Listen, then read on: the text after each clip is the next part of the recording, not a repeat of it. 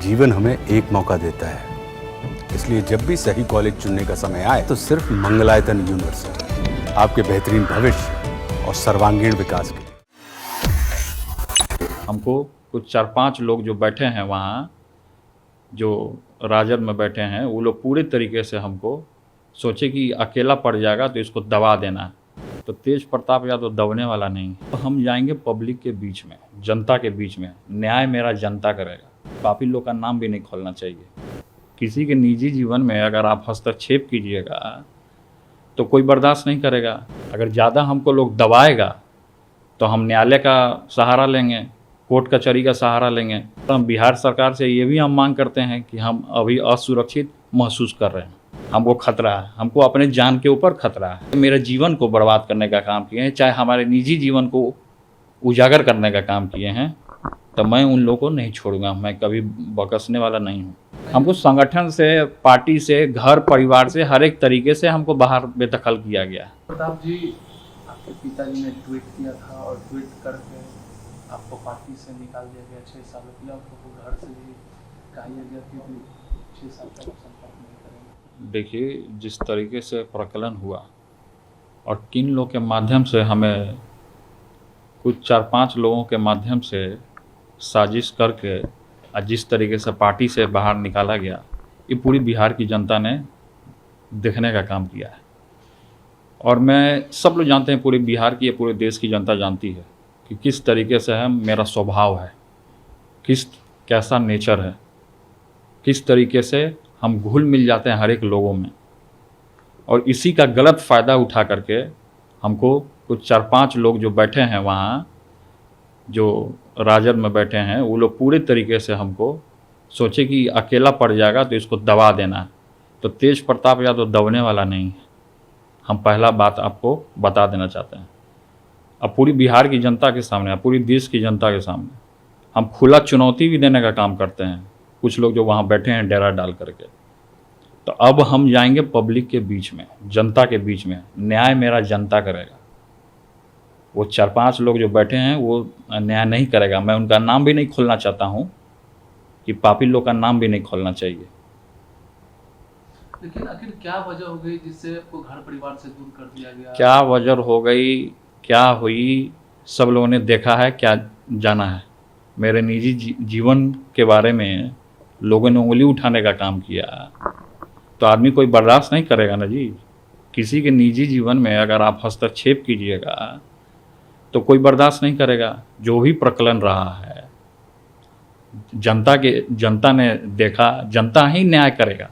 और ज़्यादा जिसको हमसे खतरा है तो हमसे फरिया लेगा। अगर ज़्यादा हमको लोग दबाएगा तो हम न्यायालय का सहारा लेंगे, कोर्ट कचहरी का सहारा लेंगे। और ख़ासकर हम बिहार सरकार से ये भी हम मांग करते हैं कि हम अभी असुरक्षित महसूस कर रहे हैं। तो हम ये कहना चाहते हैं सरकार से भी कि मेरी सुरक्षा बढ़ाई जाए, क्योंकि हमारे दुश्मन पूरे तरीके से हर एक जगह लगे हुए हैं। आपको खतरा है? हमको खतरा है, हमको अपने जान के ऊपर खतरा है। तो हमारा स्टैंड क्लियर है, हम अपने स्टैंड से पीछे नहीं हटेंगे। और जो लोग भी 4-5 लोग मिल करके मेरे जीवन को बर्बाद करने का काम किए हैं, चाहे हमारे निजी जीवन को उजागर करने का काम किए हैं, तो मैं उन लोगों को नहीं छोड़ूंगा। मैं कभी बकसने वाला नहीं हूँ। आपको तो पार्टी से भी निकाल दिया गया। हमको संगठन से, पार्टी से, घर परिवार से, हर एक तरीके से हमको बाहर बेदखल किया गया। लेकिन मैंने किसी भी लोगों के लिए कभी भी गलत नहीं सोचा। हमेशा अपने माता पिता का रिस्पेक्ट किया है, हमेशा हमने सम्मान किया है।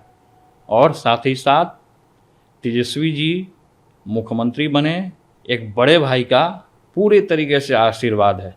मेरा पूरा सहयोग रहेगा, आशीर्वाद रहेगा, वो आगे बढ़ें। चुनावी साल भी है तो तेजस्वी जी मुख्यमंत्री बनेंगे। देखिए, हमारा बड़ा भाई होने के नाते छोटे भाई को मेरा आशीर्वाद, बड़ा भाई केवल आशीर्वाद दे सकता है आगे बढ़ने का। उसका भविष्य उज्जवल हो, उसके लिए हम कामना कर सकते हैं।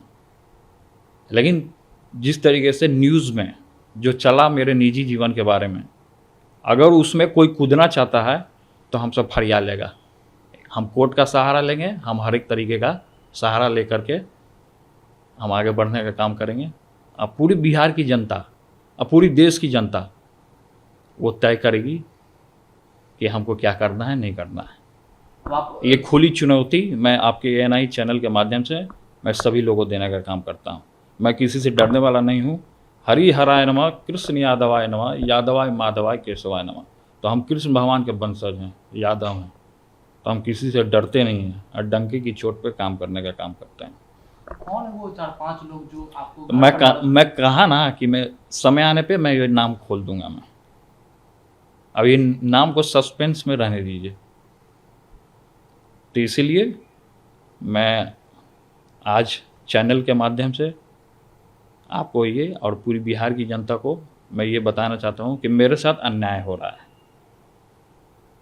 कौन लोग अन्याय कर रहे हैं, पूरी बिहार की जनता ने भी देखने का काम किया है। सोशल मीडिया के माध्यम से हो या अखबारों के माध्यम से हो, किसी भी माध्यम से, प्लेटफॉर्म के माध्यम से हो, सब लोगों ने देखा है कि किस तरीके से मेरे साथ अन्याय हुआ है।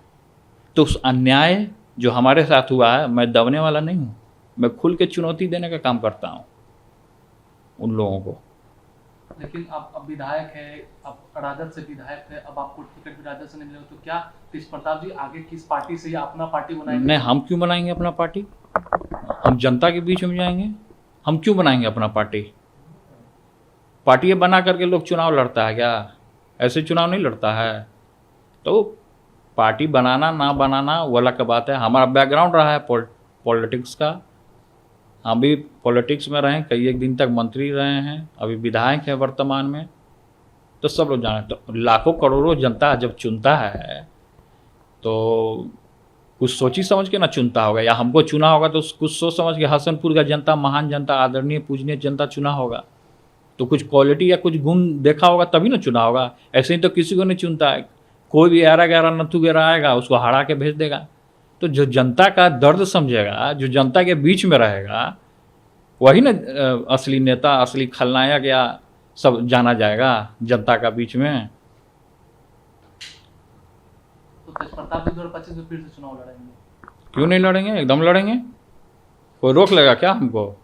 हम किसी के बात में आने वाले हैं? खुल करके चुनौती का सामना करेंगे हम। आज विकट परिस्थिति जो बना हुआ है, सिचुएशन जो बना हुआ है, इस सिचुएशन में कोई मेरा साथ देने वाला नहीं है। दुख के घड़ी में कोई साथ नहीं देता है, ये सच्चाई है।